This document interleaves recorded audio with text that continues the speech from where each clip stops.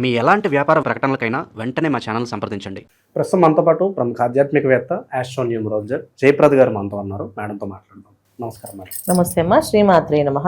మే నెలలో ముందుగా మేషరాశి వాళ్ళకి ఈ నెల ఎలా ఉండబోతుంది, ఎలాంటి లాభ నష్టాలు మంచి చెడులు జరగబోతున్నాయి, ఓవరాల్గా వీళ్ళు ఎలాంటి జాగ్రత్తలు తీసుకోవాలి? మేషరాశి వాళ్ళు మే నెలే కాదు, మొత్తం సంవత్సర కాలం వీళ్ళు కొంచెం జాగ్రత్తగానే, ప్రతి విషయంలోని జాగ్రత్తగానే ఉండాలి. ఎందుకంటే ఈ రాశి వాళ్ళకు ఉండే మొదటి ఇబ్బంది ఏలినాటి శని ప్రభావం. ఈ ఏలినాటి శని ప్రభావం ఉన్నప్పుడు ఏమవుతుందంటే ఉద్యోగాల్లో మార్పులు ఖచ్చితంగా జరుగుతూ ఉంటాయి. వ్యాపారాల్లో లాభ నష్టాలు అనేది కొంచెం నష్టాలు ధోరణి పెరుగుతూ ఉంటుంది. అయితే చాలామంది ఏంటంటే ఏలినాటి శని ప్రభావం అనేది కాస్తంత నెమ్మదిగా స్టార్ట్ అవుతుంది, మొదటిగా అయింది, అందుకని కొంచెం అవుతుంది, లేట్గా అవుతుందేమో, పర్వాలేదు, మెయింటైన్ చేయగలమో అనుకుంటాం. కానీ ఇక్కడ ఏమైంది, శనేశ్వరుడితో కుజుడు కలిసి ఉన్నారు. రాసాధిపతి కుజుడు శనితో ఎప్పుడైతే కలిసి ఉన్నారో ఖచ్చితంగా అది వ్యయస్థానం అయింది వాళ్ళకి. వ్యయస్థానంలో రాసాధిపతి అయిన కుజుడు వెళ్ళి ఉండడం వల్ల కాస్తంత ఖర్చులు అధికంగానే ఉంటాయి. ఏ రూపాయి తీసినా అది ఏ విషయానికైనా వాడండి. ఇప్పుడు చాలా వరకు ఏంటంటే మనకి ద్వితీయ స్థానంలో వీళ్ళకి శుక్రుడు ఉండడం వల్ల ఏ ఖర్చైనా వాళ్ళకి అదృష్టాన్ని కలిగించే అవకాశాలు ఉంటాయి. అయితే ఆ డబ్బు అయితే ఆగదు, ఖర్చు అవుతుంది. అది శుభకార్యానికి అవ్వచ్చు, లేకపోతే ఎటువంటైనా కొంచెం రకమైన హాస్పిటలైజ్ కానీ, అంటే ఆరోగ్య సమస్యలు కానీ ఇలాంటివి వచ్చినా కూడా ఖర్చు అవుతుంది. ఇక్కడ రెండు విధాలుగా ఖర్చులు కనిపిస్తాయి. ఏ విధంగా ఖర్చు తీసుకుందాం అనుకున్నా డబ్బు అయితే నీళ్ళల్లో ఖర్చు అయ్యే అవకాశం ఎక్కువగా ఉంది. ఎందుకంటే వ్యయస్థానం కూర్చొని ఉన్నది కదా. నిరుద్యోగులు ఎప్పుడు శుభవార్త ఎక్స్పెక్ట్ చేయొచ్చు అంటారు? ఉద్యోగాలు వస్తాయి ఇప్పుడు. ఎందుకంటే ఏలినాటి శని ప్రభావం ఏంటంటే కర్మాధిపతి కదా ఆయన. కర్మానికి అధిపతి కనుక ఏదో ఒక కర్మ మనం చేయాలి. అది ఉద్యోగం ఖచ్చితంగా ఇస్తారు. కాబట్టి అది మనకు అనుకూలమైన ఉద్యోగం వస్తుందా, మన ప్రతికూలంగా ఉండే ఉద్యోగం వస్తుందా చెప్పలేము. ఉద్యోగం మాత్రం ఖచ్చితంగా వస్తుంది. కొంతమందికి ఉద్యోగాల్లో మార్పులు జరుగుతుంటాయి, స్థలం మార్పులు. ఈ ఉద్యోగం వేరే ఉద్యోగానికి వెళ్దామని, వేరే పొజిషన్స్ తీసుకోవడం కానీ, హయ్యర్ పొజిషన్స్కి వెళ్ళడం కానీ అవకాశాలు ఉంటాయి. వెళ్ళినప్పుడు అధికమైన పని ఉంటుంది అక్కడ. అంటే ఇక్కడ ఉన్న కంఫర్ట్గా ఉండే ఉద్యోగం ఏదైతే ఉందో దానికంటే కొంచెం కంఫర్ట్ తక్కువ ఉన్న ఉద్యోగం వస్తుంది తప్ప ఏదో కంఫర్టబుల్గా ఉండే ఉద్యోగం అయితే రాదు. మొత్తానికి అయితే ఉద్యోగాలు మార్పు ఇవి జరగడం అనేది జరుగుతుంది. ద్వితీయ స్థానంలో శుక్రుడు బుధుడు కలిసి ఉండడం వల్ల వీళ్ళకి కాస్త ఆలోచన విధానం కానీ, కొంచెం ఎదుటి వాళ్ళతో ఆకర్షణ శక్తి కానీ పెరిగే అవకాశం ఉంది. నేను మంచి పొజిషన్లోకి వెళ్ళొచ్చు కదా అని వెళ్ళచ్చు. దీనికి కూడా మళ్ళీ మనం ఏంటంటే జాతకంలో వాళ్ళ దశలో యోగిస్తేనే మంచి ఉద్యోగాన్ని ప్రయత్నం చేయండి. ఓన్లీ గోచారిత్యం అని తీసుకొని ప్రయత్నాలు చేస్తే మాత్రం ఖచ్చితమైన ఇబ్బందులు పడే అవకాశం ఉంటుంది. కొంచెం ప్రతిదీ జాగ్రత్తగా ఉండాలి. ఇంత ముందు ఉన్నట్టుగా కాదు. శనేశ్వరుడు ఎప్పుడు కొన్నా ఏలినాటి శని ప్రభావం అనేది ఏంటంటే చేప కింద నీరు ఎలా సైలెంట్గా వస్తుందో అలా ఉంటుంది పరిస్థితులు.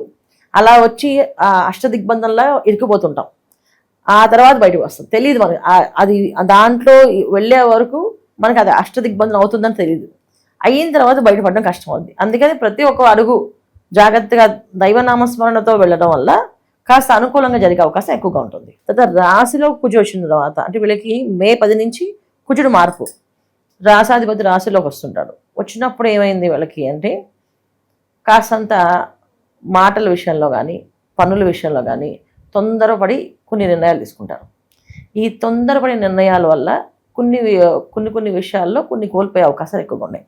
ఈ తొందరపాటు నిర్ణయాలు తీసుకోకుండా నిదానంగా కాస్త ఆలోచించి చేసుకుంటే వ్యవహారిక వ్యాపారాలు కానీ కలిసి వస్తాయి. తొందరపాటు వ్యాపారాల్లో అడుగుపెట్టి తొందరగా వెళ్ళడం వల్ల లాభస్థానంలో రాహు ఉన్నారు కనుక యోగిస్తుంది అనుకున్నప్పటికీ కూడా కొన్ని విషయాల్లో మోసపోయే అవకాశం ఉంటుంది. ఇక్కడ ఈ మోసపోయే లక్షణం ఎందుకు ఉంటుంది, శని ప్రభావం ఒక ప్రభావం ఏంటంటే ఎప్పుడు కూడా ఏదో విధంగా దెబ్బతీస్తుంది. జాతకంలో మనం చూసుకునేది గోచారిత్య జాతకాలు చూసుకుంటున్నాం. పర్సనల్ జాతకాల్లో దశ అంతర్దశలు ఈ రెండు కొన్న కాంబినేషన్స్ ఉంటాయి వీళ్ళకి. దశ కానీ, దశలో అంతర్దశ కానీ శని భగవానుడు ఒక వీళ్ళకి అనుకూలంగా కాకుండా ప్రతికూలంగా ఉన్న ఈ ఏలినాటి శని ప్రభావం ఎక్కువగా చూపిస్తుంది. ఒకవేళ వాళ్ళ జాతకంలో శనేశ్వరుడు మంచి స్థానంలో శుభస్థానంలో ఉన్నా, లేదా దశలో యోగంగా ఉన్నా వీళ్ళకి శని భగవాను ఏలినాటి శని ప్రభావం అనేది తక్కువగా చూపిస్తుంది. మొత్తానికైతే మేషరాశి వాళ్ళు తీసుకోవాల్సిన నిర్ణయాలు చాలా జాగ్రత్తగా ఉండాలి.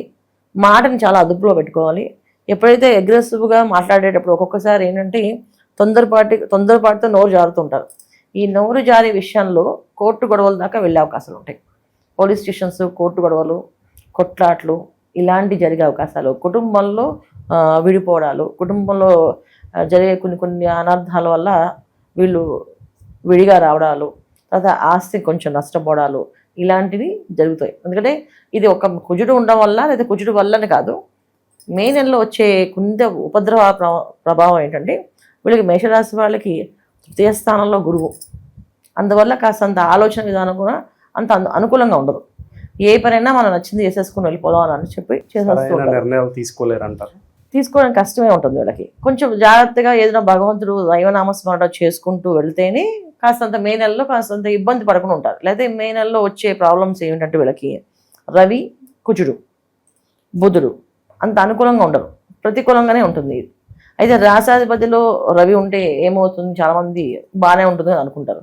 కానీ రాశిలో రవి ఉన్నా, ద్వితీయ రాశిలో రవి ఉన్నా ఖచ్చితంగా వీళ్ళకి కాస్తంత గవర్నమెంట్ సంబంధించిన పనుల్లో కానీ వ్యవహారాల్లో కానీ కాస్తంత కష్టాలు, కొంచెం ఇబ్బందులు వచ్చే అవకాశాలు ఉంటాయి. ఎప్పుడైతే కుజుడితో రవితో కలిసి ఉన్నారో దానివల్ల మనస్పర్ధలు రావడము, ఎదుటి వాళ్ళకి తప్పుడుగా అర్థం అవ్వడం, వీళ్ళు చేసే పని తప్పుగా అర్థం అవ్వడం, దానివల్ల వాళ్ళకి కాస్తంత వీళ్ళ మీద మంచి అభిప్రాయం, చెడు అభిప్రాయం ఏర్పడ్డము. చెడు అభిప్రాయం ఏర్పడినప్పుడు ఏమవుతుందంటే ఖచ్చితంగా వీళ్ళకి కావాల్సిన పనులు కానీ వీళ్ళు చేయాల్సిన పనులు కానీ ఆపేయడం జరుగుతుంది. ఈ పనులకి ఆలస్యం, ఆటంకాలకి కారకుడు ఎవడంటే శనేశ్వరుడే. అయితే ఇక్కడ ఈ మే నెలలో ఉండే ప్రభావం ప్లస్ ఏలాంటి ప్రభావం కొంచెం ఎక్కువగా చూపిస్తుంది కనుక ఈ మే నెలంతా వీళ్ళు కొంచెం చాలా జాగ్రత్తగా ఉండాలి. ఆరోగ్యపరంగా జాగ్రత్తగా ఉండాలి, ఆర్థిక పరంగా జాగ్రత్తగా ఉండాలి, వ్యవహారిక పరంగా కూడా జాగ్రత్తగా ఉండాలి. ఇలా ఉండగలిగితే ఈ నెలంతా వీళ్ళకి మంచి అదృష్టంగా మారచ్చు. మేడం, బయట పరిస్థితులు మనం చూస్తున్నాము, ఆర్టిఫిషియల్ ఇంటెలిజెన్స్ ద్వారా చాలా వరకు ఉద్యోగాలు పోతున్నాయి. అలాగే ఆల్రెడీ జాబ్ చేస్తున్న వాళ్ళు కెరీర్లో గ్రోత్ లేక ఇబ్బంది పడుతున్నారు. అలాగే ఎప్పుడు ఉద్యోగాలు ఊడిపోతాయి అని చెప్పి భయపడుతున్న వాళ్ళు చాలామంది ఉన్నారు. ఈ పరిస్థితుల్ని చక్కబెట్టడానికి మంచి రెమెడీస్ ఏమైనా ఉంటే తెలియజేయండి. తప్పకుండా. అంటే ఇప్పుడు పరిహారాలు చేయడంలో ఒక పద్ధతి అయితే, నా ఉద్దేశం ఏంటంటే ఎప్పుడు కొన మనిషి ఒక మనస్తత్వం ఎలా ఉండాలి అంటే వాళ్ళందరూ వాళ్ళ రియలైజేషన్ ఉండాలి. ఎప్పుడు కొన ఏ పనైనా, ఏ వ్యవహారమైనా, ఇప్పుడు ఉద్యోగాలు పోతున్నాయి, ఉద్యోగాలకు పరిహారమే కావాలి ఖచ్చితంగా అంటే నేను చెప్పేది ఏంటంటే ఉద్యోగం అనేది ఏంటది ఒక యోగం. అంటే యోగాలు ఇచ్చేవాళ్ళు ఎవరు మనకి? శుక్రుడు అధిపతి. ఆ శుక్రుడు అధిపతి ఉండడం వల్ల శుక్రుడు ఒక అనుగ్రహం కావాలి అంటే స్త్రీలను ఎక్కువ గౌరవించడం, స్త్రీలతో ఎటువంటి ఇబ్బందులు పెట్టకుండా, స్త్రీలతో ఎటువంటి అసభ్యపరమైన పనులు చేయకుండా ఉంటే వీళ్ళకి కలిసి వస్తుంది. అయితే ముఖ్యంగా స్త్రీలు అంటే ఎవరెవరు ఉండే వీళ్ళకి ముఖ్యంగా తల్లి, భార్య, తర్వాత చెల్లెలు, వీళ్ళు ముగ్గురు ఉంటారు ముఖ్యంగా. వీళ్ళ ముగ్గురిని ఏమీ అనుకుని ఉంటే ఎవరికైనా సరే ఉద్యోగాలు పోవు. ఇది ఒక పరిహారం. చాలామంది ఏ రెమెడీ చేయాలంటారు, కానీ వాళ్ళని ఊరికే సతాయిస్తుంటారు, సరదాగా ఏడిపిస్తుంటారు చెల్లెల్ని, అక్కల్ని సరదాగా ఏడిపిస్తే వాళ్ళు ఏమవుతుందని చెప్పి. కానీ వాళ్ళకి ఎంత సరదా ఉన్నప్పటికీ వాళ్ళ మానసికమైన పరిస్థితి కొంత మనసులో కాస్త బాధపడితే అది వాళ్ళకి తగులుతుంది. అలాగే తల్లితోటి పోట్లాడకూడదు. వీళ్ళు పోట్లాడకుండా వాళ్ళు చెప్పినట్టు సరే అమ్మా చేద్దాం అని అనుకూలం చేద్దామని సౌమ్యంగా మాట్లాడితే ఖచ్చితంగా ఉద్యోగాలు నిలబడతాయి. తర్వాత భార్యాభర్తల మధ్యలో భార్యని హీనంగా మాట్లాడినా కాస్త నీకేం తెలియదు నోరు మూసుకుంటాను చెప్పేసి మాట్లాడితే కూడా పోయే అవకాశాలు ఎక్కువ ఉన్నాయి. సో ముఖ్యంగా చేయాల్సిందంటే స్త్రీని ఎక్కువగా వీళ్ళు గౌరవించడం వల్ల వీళ్ళకి వస్తాయి. ఇది ఎటువంటి స్త్రీలకి ఏంటి, మిగతా బయట జరిగే స్త్రీలకు కాదు, ఓన్లీ ఇంట్లో వాళ్ళకి మాత్రం ఈ ప్రాధాన్యత వీళ్ళు ఇవ్వగలిగితే ఉద్యోగాలు ఖచ్చితంగా నిలబడతాయి. ఇది పెద్ద పరిహారం వీళ్ళకి. వీళ్ళు మౌనంగా ఇంట్లో సౌమ్యంగా మాట్లాడమే వీళ్ళకి పెద్ద టాస్క్. అది చేయగలిగితే అదృష్టవంతులే. ఇక దైవాదృష్టంలో ఉద్యోగం అంటే ఏంటంటే మాకు ఎప్పుడు కూడా అధికారంగా అగ్నితత్వమైన రాశి కుజుడు ఒక అధికారం ఉంటేనే డబ్బు సంపాదిస్తారు. ఎవరికైనా సరే జాతకంలో కుజుడు ఏ భావంలో ఉన్నారో ఆ భావానికి గురువు అధిపతి ఉండి గురువు వీక్షణ ఉన్నప్పటికీ డబ్బు బాగా సంపాదిస్తారు వాళ్ళు. అందుకే ఏంటంటే మంగళవారాలు ఎక్కువ సుబ్రహ్మణ్య స్వామి ఆరాధన చేయడం, సుబ్రహ్మణ్య స్వామి గుడికి వెళ్ళడము, ప్రదక్షిణాలు చేయడము, ఇది చేయడం వల్ల వీళ్ళకి ఉద్యోగాలు కూడా ఎప్పుడు కంటే ఉద్యోగమే కాదు అసలు రుణం అనే బాధ అనేది లేకుండా పోతుంది. రుణ బాధ నుంచి బయటపడతారు. రుణ బాధ అంటే ఏంటంటే అప్పుల బాధ లేకుండా ఉండగలుగుతారు. ప్రతి మంగళవారం సుబ్రహ్మణ్య స్వామి 21 ప్రదక్షిణాలు చేసి సుబ్రహ్మణ్య స్వామి దగ్గర ప్రసాదంగా కొబ్బరికాయ, అరటిపళ్ళు నైవేద్యంగా ఇచ్చేసి దండం పెట్టుకున్న, పెసరపప్పు నైవేద్యంగా ఇచ్చిన చాలా చాలా విశేషమైన ఫలితాలు వీళ్ళకి వస్తాయన్నమాట. ఇవి వీళ్ళు చేసుకోవాలి. వీళ్ళు ప్రస్తుత కాలం ఎలాంటి పరిహారాలు చేస్తే బాగుంటుంది? ఖచ్చితంగా గురువుని ప్రార్థించాలి, తర్వాత ఆంజనేయ స్వామిని ప్రార్థించాలి. ఏలాంటి ప్రభావం ఉంది కనుక హనుమాన్ చాలీసా చదవడము, గురువుని ఎక్కువ ప్రార్థించడం అంటే గురు చరిత్ర పారాయణ చేయడము, తర్వాత జయ గురుదత్త, శ్రీ గురుదత్త అనుకుంటూ నామాన్ని కంటిన్యూగా అనుకుంటూ ఉండడము. ఏ పనికి వెళ్ళినా ఎటువంటి పరిస్థితుల్లో ఉన్నప్పటికీ కూడా తెల్లవారుజామున నిద్ర లేచి సూర్య నమస్కారాలు చేయడము చాలా చాలా విశేషం వీళ్ళకి. ఎందుకంటే సూర్య నమస్కారాలు చేయడం వల్ల శని భగవాన్ ఒక అనుకూలత అంటే ప్రతికూలత తగ్గి అనుకూలతగా కొంచెం అనుకూలంగా వీళ్ళు చేసే అవకాశాలు ఎక్కువగా ఉంటాయి. అందుకని ఏంటంటే ప్రతిరోజు సూర్యోదయం పూర్వం నిద్ర లేవడం అలవాటు చేసుకుంటే వీళ్ళు అదృష్టంగా మార్చుకోవచ్చు. మంచి విశ్లేషణ అందించారు. ధన్యవాదాలు. నమస్తే అమ్మ. శ్రీమాత్రే నమః.